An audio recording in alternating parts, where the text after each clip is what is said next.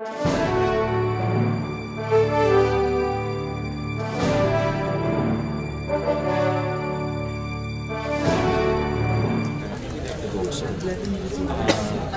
think is aware that posibleng nangyayari. So hanggang doon lang po masasabi ko. Siyempre may takot eh. Sa sitwasyon po kasi namin ngayon, wala po kami makakakita. Ano po yan, dadali namin Supreme Court, anong basis namin? Dadali namin dito sa Senado, baka sabihin out of order kami. Ano po, nakakakita. Tapos pag wala kami pagkakita. So ito siguro lang, just tingnan po natin sa mga perspektiba na we're putting into progress. And notice na po sa publiko na baka, so maging mapagmasig tayo, maging vigilant tayo, maging mapatuloy tayo. Ganun lang po ang wala kami gusto to cause harm or disrespect kahit sa Senado. Kasi naman po kahit na sa Senado, we remain our respect. And in fact, we know that they will not even be affected.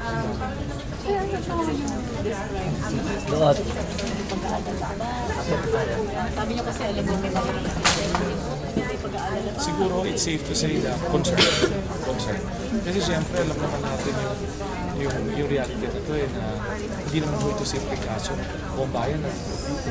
Tapos yung every step of the way nga may kanya-kanya opinion. Merong iba-ibang tao kahit hindi abogado. May opinion na po. Yung nga pong abogado pa minsan magbulat ka. Yung opinion is not consistent with the law. So iba na po, mahirap na ang sitwasyon namin. In fact, ang gusto ko na lang sabihin sa ating mga kami po tinatayo yung kaso ng justice. Kaya po naniniwala kami at sa independence. Mari po hindi lahat ng maniwala. Mari ang tingin nila na more mouthpieces of the Chief Justice. Pero po siguro kung hindi man kayo maniwala sa amin ngayon, justice na given, the concerted effort to really remove him. Hindi naman po. Naniniwala ang lahat sa talino ng Pilipino, ang kakayanan ng Pilipino malaman ang tama at mali. Siguro po, siyempre, kung may maririnig na hindi sang-ayon sa kanya, sabihin mali nga kayo dapat umalis na kayo. Hindi nga po ganun Ang ating batas is a rule of law and not the rule of man. Kung ganun po tayo, hindi po tayo sibilisadong tao, kaya po tayo umabot ng ganito. Bigyan po siya natin ng pagkakataon.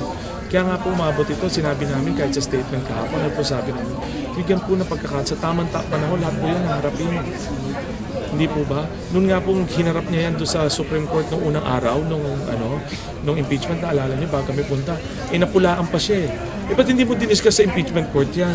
Yung isa-isa niya yung 45, kung bakit hindi kanya yun, 5 lang ang kanya, napulaan pa po siya. Wala ko na kami pupuntahan Makakabig ka sa kaliwa, papalo rito. Makakabig ka sa kanan, papalo rito. Parang, tapos ngayon, respect, habang kini-question yung respect namin, habang panahon nakarespeto kami sa Senado Makikita nyo naman kung ano sabihin, gagawin namin, kung anong order, gagawin namin.